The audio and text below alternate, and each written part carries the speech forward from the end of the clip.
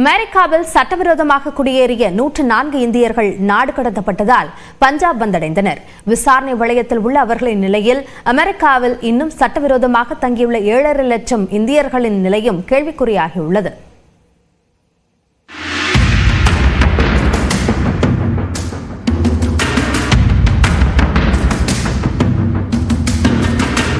அமெரிக்க அதிபராக ட்ரம்ப் பதவியேற்ற பிறகு பிறப்பிக்கும் உத்தரவுகள் உலக நாடுகளை உலுக்கி வருகிறது.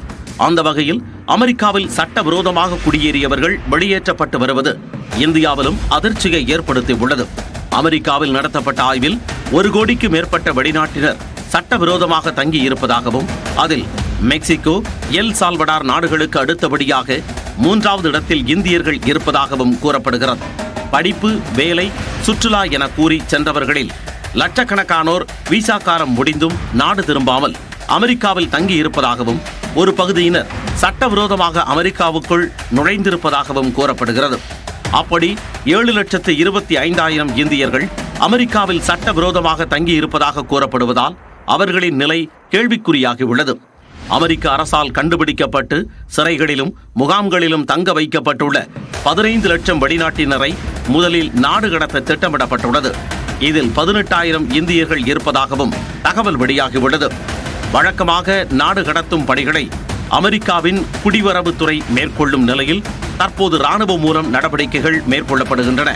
முதற்கட்டமாக 25 பெண்கள், 79 ஆண்கள் என 104 இந்தியர்களுடன் நேற்று முன்தினம் டெக்சாஸ் மாகாணம் சான் ஆண்டோனியாவில் இருந்து புறப்பட்ட C-17 ரக ராணுவ விமானம் நேற்று பஞ்சாப் மாநிலம் அமிர்தசரஸ் வந்தடைந்தது. இவர்களில் 33 பேர் குஜராத் மாநிலத்தையும், 33 பேர் ஹரியானா மாநிலத்தையும், 30 பேர் பஞ்சாப் மாநிலத்தையும் சார்ந்தவர்கள் எனவும் தலா 3 பேர் மகாராஷ்டிரா மற்றும் உத்தரப்பிரதேச மாநிலங்களைச் சேர்ந்தவர்கள் என்பதும் தெரிய வந்துள்ளது. இவர்களில் 12 பேர் குழந்தைகள் எனவும் 48 பேர் 25 வயதுக்குட்பட்டவர்கள் எனவும் தகவல் வெளியாகியுள்ளது. இந்திய அதிகாரிகளிடம் அவர்கள் ஒப்படைக்கப்பட்ட பிறகு விசா மீறல் குறித்தும் சட்டவிரோத செயல்களில் ஈடுபட்டனரா என்பது குறித்தும் வெளியுறவுத்துறை மற்றும் தேசிய புலனாய்வு அமைப்பு அதிகாரிகள் விசாரணை நடத்தி வருகின்றனர். நாடு திரும்பியவர்கள் மீது வழக்கு தொடரப்படுமா இல்லையா என்பது முதற்கட்ட விசாரணைக்கு பிறகு முடிவு செய்யப்படும் என வெளியுறவுத்துறை அதிகாரிகள் கூறியுள்ளனர்.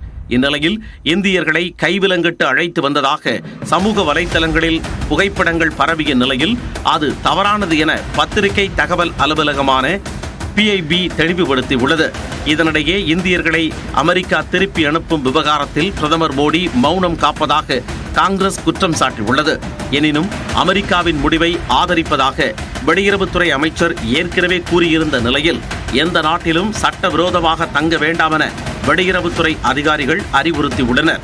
அடுத்த வாரம் பிரதமர் மோடி அமெரிக்காவிற்கு சென்று அதிபர் ட்ரம்பை சந்தித்து பேசவுள்ள நிலையில் சட்டவிரோத குடியேற்ற பிரச்சினை முக்கிய விவாதப் பொருளாக இருக்கும் என கூறப்படுகிறது.